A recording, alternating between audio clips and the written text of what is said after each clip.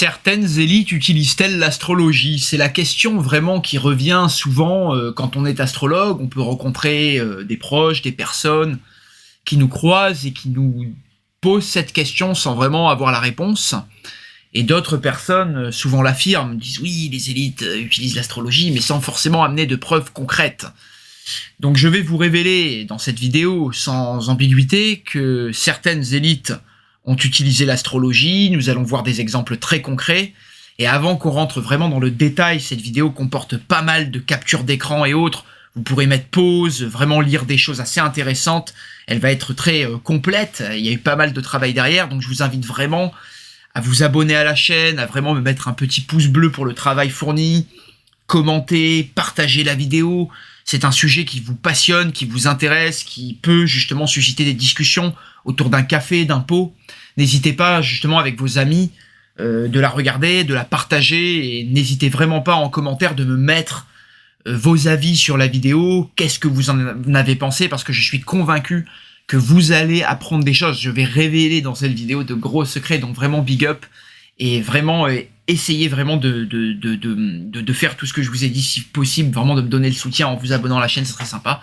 Et également, de ne pas hésiter, si vous voulez être tenu au courant des prochains projets, au cas où la chaîne se ferait sauter, sait-on jamais, hein, même si j'ai pas l'impression de dépasser les bornes, mais sait-on jamais, on fait vite l'amalgame. Aujourd'hui, hein, dès qu'on a un esprit un peu trop libre et qu'on s'intéresse à des choses un peu trop intéressantes, ou peut-être un peu trop farfelues aux yeux de certains, on pourrait un peu subir les foudres, peut-être, hein, de la censure. Donc, cette chaîne, voilà, si vous voulez du moins qu'on reste en contact, et si cette chaîne saute, bah, vous aurez l'email ici, fabien@klimenko.fr. D'ailleurs, je vous invite à aller voir le site. Si vous avez besoin de mes services, on y reviendra un peu plus tard, mais vraiment ce qui est important, c'est, on va voir vraiment l'exemple de ces 8 personnes, des preuves, ou du moins des exemples, des citations qui vont vous montrer des faits que ces personnes ont bel et bien utilisé les services d'astrologues ou l'astrologie justement à des fins politiques souvent ou personnelles. Alors, avant qu'on rentre dans le vif du sujet, je voudrais vraiment citer un astrologue que j'aime beaucoup, qui a écrit l'Astrologie mondiale, un livre vraiment que je vous invite vraiment à lire si vous en avez l'occasion, qui parle du grand déséquilibre planétaire de 83, l'année de ma naissance d'ailleurs, donc vraiment qui me touche particulièrement. Et Barbeau explique en gros que vraiment de Tibère à Frédéric le Grand, Louis XI, il explique dans l'introduction de ce livre que Machiavel, Christophe Colomb, Kepler, les plus grands de ce monde utilisent ou ont utilisé l'astrologie. Et il dit cette phrase: les relations de l'astrologue avec le pouvoir, quand elles se sont nouées, n'ont pas cessé d'être ambiguës, pour ne pas dire troubles. L'objet de l'astrologie est de prévoir la prise de conscience de cette prévision impliquant une meilleure connaissance, à partir de laquelle il peut être permis de mieux gouverner. Oui, c'est ce que dit donc Barbeau. Alors rentrons dans le vif du sujet, nous allons voir comment ces personnes ont utilisé, souvent certaines d'ailleurs à des fins très négatives, l'astrologie. Et là encore une fois, ce n'est pas forcément l'outil qui peut être négatif, quoi que vous en fassiez, même si je pense que l'astrologie est quand même un outil à utiliser avec beaucoup de précautions, et avec une certaine déontologie, dirons-nous. Et effectivement, si vous l'utilisez à des fins, on va dire, malveillantes, ça peut se retourner contre vous et blesser beaucoup de personnes, comme on va le voir par la suite, comme ça a été le cas par exemple de Lénine et de Staline. Il est révélé par Yuri Lina dans Sous le signe du Scorpion que ces deux personnes, et que notamment beaucoup de leaders bolcheviques, étaient très versés dans la pratique de l'astrologie. Alors je vous invite à lire le reste, je ne vais pas avoir le temps de trop débattre et de trop parler du reste du livre, d'ailleurs, qui, soyons-le honnêtes, a des relents un peu complotistes, des relents un peu, on va dire, extrémistes, mais ce qu'il révèle ici est complètement factuel. Il révèle là que les bolcheviks étaient très versés dans la pratique de l'astrologie, et c'est vrai que si vous avez connu des Russes, et d'ailleurs, on va dire, des journaux ont révélé des secrets d'État dans les années 90, ce qui a encore, on va dire, et ce qui est encore un peu opaque et obscur pour nous dans le monde occidental, de ce qui s'est passé vraiment en Russie sur le XXe siècle, et en Union soviétique. Mais si vous croisez des Russes, et si vous avez côtoyé beaucoup de Russes, ou de gens qui sont russophones, vous verrez que c'est des gens, ou du moins dans les pays de l'Est, qui pratiquent du moins l'astrologie assez couramment, comme d'ailleurs dans de nombreux pays, comme des pays en voie de développement, mais aussi beaucoup en Europe de nos jours. Donc c'est quelque chose qui est communément utilisé, Et Youri-Lina va plus loin, donc dans le livre, dans le chapitre sur Vladimir Ulyanov, Lénine, il révèle que sa date de naissance a été modifiée et que Staline l'a copiée et qu'il a également changé sa date de naissance. Donc un journal a révélé ce secret d'État et que Lénine et Staline ne souhaitaient pas que leur vraie nature puisse être révélée par leur horoscope. Donc c'est ce que Youri-Lina dit. C'est un Estonien qui a été victime du communisme, ça n'engage que lui. Néanmoins, ce fait que beaucoup de leaders puissent cacher leur date de naissance pour ne pas révéler leur date de naissance et leur thème de naissance et donc leur faiblesse, parce que en ayant le thème astral de quelqu'un, l'horoscope de quelqu'un, vous pouvez prévoir des attaques, vous pouvez prévoir des choses sur lui, vous pouvez connaître finalement des secrets intimes et sa réelle vraie nature. Donc cette chose-là, finalement, beaucoup de leaders pourraient s'en protéger. Et ce fait est vraiment révélé et confirmé par Georges Antares dans son livre « Ce que peut l'astrologie pour l'humanité », où il révèle dans ce livre que il cite à la page 183 et à 184 d'ailleurs, on va le voir, il cite et il dit, je cite, les thèmes des hommes d'État, des rois, des dictateurs, des chefs d'armée, etc. sont certes intéressants, mais à condition que l'on possède tous les éléments indispensables pour effectuer une rectification de l'heure de naissance, car hélas, ces heures ne sont connues, qu'avec une large approximation. Elles sont souvent erronées, voire même délibérément faussées par ceux qui veulent éviter que des astrologues trop curieux fassent des incursions dans leur vie privée. Je connais plusieurs cas où des demandes de renseignements au sujet de la naissance de certaines personnalités de marque, de politiciens ou même de hautes personnalités de sang royal se sont heurtées à un refus catégorique. Ceci est encore une preuve que l'astrologie est considérée par les grands de la Terre comme étant une science vraie, sinon ils ne la jugeraient pas comme pouvant aussi être dangereuse.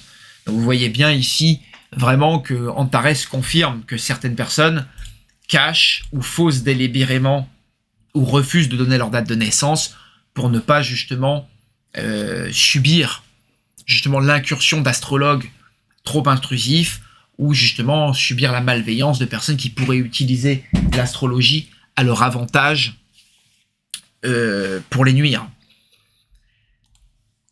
Dans le même livre d'Antares, Ce que peut l'astrologie pour l'humanité, Antares écrit « Il est notoire que, sous l'égide d'Hitler, l'astrologie avait fait d'énormes progrès en Allemagne. Les charlatans y étaient punis, tandis que les astrologues scientifiques, triés sur le volet, étaient tenus de passer des examens très sévères sur la surveillance du ministère de l'Instruction du Reich. Hitler protégeait donc et encourageait l'astrologie. Les astrologues qui assistèrent au congrès de Düsseldorf en 1938 ont encore en mémoire le télégramme de félicitations qu'Hitler leur adressa au jour de l'ouverture de ce congrès. C'est surtout au cours des années 39-40-41 que la confrontation des événements de cette deuxième guerre mondiale et des indices astrologiques fut éloquente, prouvant qu'Hitler avait fait de l'astrologie une sixième arme. Voilà. Il continue en disant « Je ne crois pas que mes confrères me contrediront lorsque j'affirme qu'à cette époque, toutes les entrevues d'Hitler avec Mussolini et autres chefs d'État satellites, toutes les tentatives d'ordre diplomatique et toutes les grandes initiatives militaires furent prises sous les aspects astraux les plus favorables, sous des ciels d'élection tellement bien calculés que nul astrologue n'eût pu en trouver de meilleurs. » Voilà. Hitler a prouvé que l'astrologie était une arme redoutable, et tous les succès initiaux le prouvent. Alors c'est vrai qu'il y a eu la débâcle française en 1940, et que Hitler a fait des guerres foudroyantes, et a eu un succès vraiment exceptionnel. Je ne vais pas rentrer dans les détails d'ailleurs pour tous les leaders, mais il est maintenant notoire que Hitler était affilié à de nombreuses sociétés secrètes, avait de nombreuses pratiques, croyances, il était réincarnationniste, il pensait, selon les services secrets britanniques, être la réincarnation de Landolph II de Capoue. C'est pour ça qu'il a acheté les propriétés de cette sommité royale qui avait vécu avant lui en Sicile.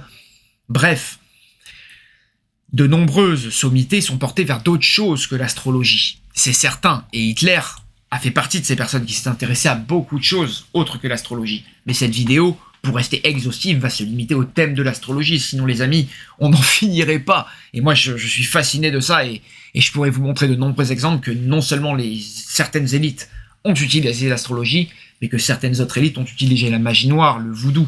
Et on peut penser par exemple, j'ai plus son nom, mais je pense à celui qu'on appelait Papadoc, qui était, je crois, Duvalier, je crois, à Haïti, mais plein d'autres personnes, comme Hillary Clinton, qui a invoqué les esprits à la Maison Blanche, c'est elle-même qui l'a dit.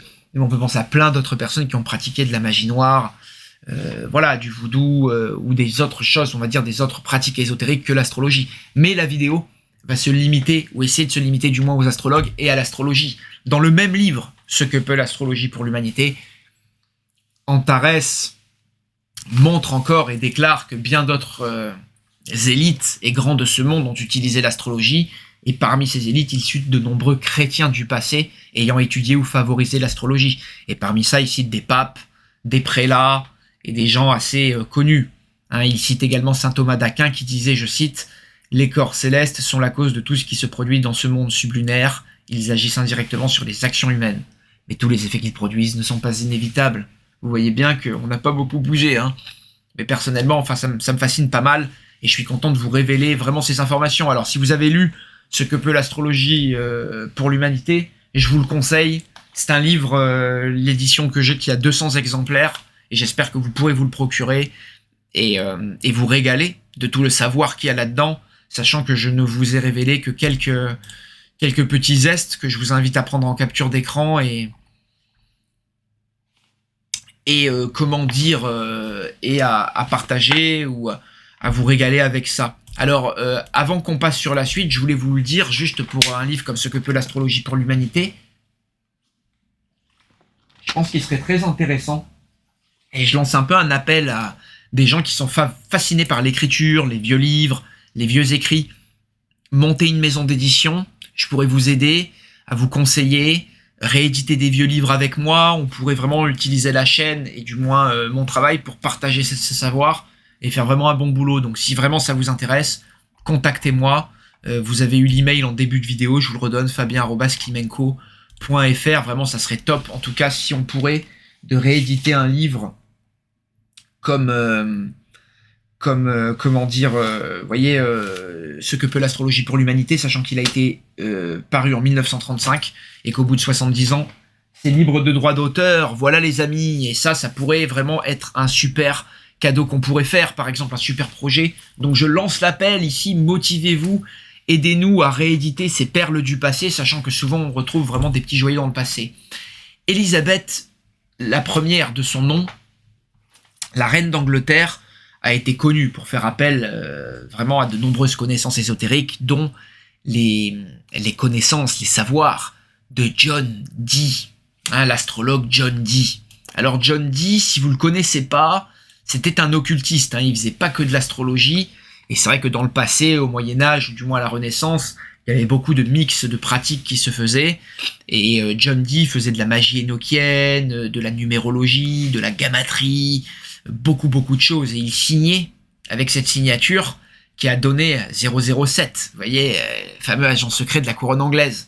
Et c'est vrai qu'il signait ses papiers confidentiels, il faisait beaucoup d'horoscopes pour la reine d'Angleterre, et on peut penser qu'elle a pu justement se servir dans ses décisions politiques de l'astrologie, de l'occulte, et il y avait d'ailleurs beaucoup de choses. Je vous dis, je passe pas sur les pratiques occultes, mais vraiment c'est quelque chose qui est légion parmi certaines élites. En tout cas, si vous ne connaissez pas John Dee, je vous invite vraiment à vous y intéresser. C'était un personnage haut en couleur à la cour de la reine Elisabeth Ier qui a fait beaucoup parler de lui. Le général birman, dont j'ai oublié le nom, il s'appelait Ne Win. Alors Ne Win, il a énormément utilisé l'astrologie. Alors selon un numérologue, un astrologue numérologue très connu au Myanmar, donc j'ai oublié le nom, mais dont j'avais vu un interview une fois sur un reportage d'Arte dans ma mémoire, si je dis pas de bêtises, alors je peux me tromper, mais c'était en tout cas un reportage qui disait que justement les généraux birmans utilisaient l'astrologie, la numérologie, qu'ils avaient fondé leur capitale, rechangé le nom du pays. Tout est lié vraiment à la numérologie, vraiment même même les décisions de justice par les juges étaient liées à l'astrologie, en numérologie, vraiment les nombres importants, enfin, vraiment c'est de la folie, quoi. Et le Myanmar, vous voyez, là, encore une fois, un article de Courrier International prouve cela, mais que vraiment, les généraux birmans ont été très influencés par les astrologues, et cet astrologue numérologue dont je parle, qui est un des top, si ce n'est le top astrologue de Birmanie, qui est à Yangon, à la capitale, en tout cas, et qui disait que le général birman lui-même était astrologue, quoi. Donc ça vous laisse montrer que, voilà, certaines personnes, encore une fois, certaines élites, certains hommes forts ont utilisé l'astrologie. Alors venons-en à un homme fort intéressant côté français, qui n'est ni plus ni moins François Mitterrand. François Mitterrand, il est maintenant notoire. Tout le monde le sait qu'il a eu comme astrologue Elisabeth Tessier, qui l'a beaucoup conseillé. Alors certains me diront, oui, Fabien, mais peut-être que Mitterrand, on était dans les années 80, nous en Europe, on était peut-être plus soft, et peut-être que Mitterrand n'a pas utilisé forcément l'astrologie pour des décisions politiques. Peut-être que c'était peut-être pour ces histoires de filles cachées, ces histoires de maîtresses et autres. C'est bien possible. C'est bien possible qu'on puisse se servir de tout pour l'astrologie. On sait très bien que pour la compatibilité de couple, pour les aventures amoureuses, c'est excellent. Et forcément, quand on utilise cet outil, on a un insight sur la vraie nature des personnes. Et forcément, on peut l'utiliser aussi bien en politique pour gouverner sa vie, gérer ses finances, sa vie, sa santé, que, comme on le sait, gérer sa vie amoureuse. Néanmoins, ce qui m'interpelle beaucoup, c'est que on sait très bien que Mitterrand était l'un de ces leaders qui n'était pas fasciné que d'astrologie. Il était franc-maçon écossais, il a construit des pyramides, beaucoup de symboliques liées à l'Écosse, à Israël, vraiment à toute la symbolique biblique, pharaonique. Donc vraiment, il y a beaucoup de choses qui sont très liées à l'occulte et l'ésotérisme en rapport avec François Mitterrand. Et je veux juste donner cette date intéressante, c'est que quand il y a eu... On sait que François Mitterrand aujourd'hui est l'un des principaux acteurs, ou même fondateurs du traité de Maastricht, et qu'il est l'une des personnalités politiques qui a consolidé l'Union européenne. Et on sait que le traité de Maastricht, dont on voit une partie de l'application, hein, ça, le traité de Maastricht a été fait justement en février 92, mais il n'a été mis en application qu'en novembre 93, le 1er novembre 93. Et c'est très intéressant de voir que, on va dire de 91 à 93, j'en ai parlé d'ailleurs dans ma vidéo sur Uranus, Neptune et le mondialisme, le libre-échange, la mondialisation, que je vous invite à voir, hein, vraiment, qui est une vidéo exceptionnelle. Alors elle va sortir dans les jours prochains, mais je vous invite vraiment à voir cette vidéo également, qui parle de la conjonction Uranus-Neptune, et je parle de la construction européenne dedans, et on sait que cette construction européenne s'est faite sous la conjonction Uranus-Neptune, mais ce qui est très intéressant, c'est que le 1er novembre, c'est le jour de la dernière conjonction Uranus-Neptune, au jour exact, sachant qu'elle arrive tous les 175 ans, qu'elle s'étale sur plusieurs années, et que là, encore une fois, le 1er novembre, on pouvait pas donner la date du 31 octobre, mais on a donné la date du 1er novembre, ce qui est quand même une date exacte. On peut pas faire démarrer des choses souvent le 28 ou le 27, ça dépend, hein, dans certains cas oui, mais il faudrait que ça soit un lundi ou autre en décision politique. Mais là, cette application du traité de Maastricht, le 1er novembre 93, tombe quand même le jour pile après, le jour d'après la conjonction exacte, qui arrive tous les 175 ans, et on peut penser qu'avec Elisabeth Tessier dans les parages, c'est peut-être pas du hasard. Là, encore une fois, j'accuse personne, je dis pas, ouais, c'est Elisabeth Tessier, elle est dans le coup, mais je pense que, je dis pas qu'elle est dans le complot, mais sachant que, bon, elle a conseillé François Mitterrand, on sait que tous les grands astrologues et les grands de ce monde sont fascinés par les grands cycles planétaires, les grands alignements planétaires. Ça, c'est un alignement qui n'arrive que tous les 175 ans, et l'Union européenne a été marquée sous ces cycles. Et j'ai prouvé dans une vidéo, j'ai démontré que le Saint-Empire romain germanique, les ambitions impériales des États-Unis, de l'Empire britannique, plein d'empires comme l'Empire romain ont vu le jour où se sont défaits sous des conjonctions, ou des oppositions, ou des carrés Uranus-Neptune. Et ça, c'est très très fascinant, quoi. Et l'Union européenne fait partie de ces empires de libre-échange, du moins de mondialisme, de mondialisation, de grands ensembles, du moins, de grands blocs, de grands empires qui ont marqué les temps. Et la conjonction Uranus-Neptune fait partie de ça. Alors là, encore une fois, vous me direz, ouais, complot, tu hallucines et autres. Mais cette chose-là est confirmée. Dans la Grande Arche, qui a été un building qui a été fondé par Mitterrand et Bouygues, et Mitterrand a énormément construit de choses dans Paris, dont la Grande Arche, qui est en fait un tesseract, un cube tesseract. On peut se demander ce que ce truc a à faire au milieu de la zone d'affaires de Paris. Et c'est dans le quartier du business, à la Défense, c'est pas à Paris, mais c'est à la Défense, mais c'est vraiment dans le quartier parisien, on va dire, de l'Île-de-France, ou le centre des affaires, le noyau des affaires, un lieu qui est très prisé par les élites, la franc-maçonnerie, la haute cour du monde. Et au top, justement, de la Grande Arche, vous avez une espèce d'esplanade sur le toit, avec des escaliers qui descendent. Et en bas de ces escaliers, vous avez les 4 signes cardinaux, et je vous ai mis quelques photos pour vous montrer que quand même, dans le design du bâtiment, Mitterrand a voulu marquer ces 4 signes cardinaux. Voilà. D'ailleurs, à noter que l'application du traité de Maastricht européen s'est fait avec un Vénus en balance, son signe d'ascendant, et le soleil en scorpion. Il était natif du scorpion. Hein, d'ailleurs, un signe souvent porté vers l'ésotérisme, le secret, hein, Mazarine, et tout ce qui est l'occulte. Hein, l'ésotérisme, le secret, le pouvoir, c'est le scorpion.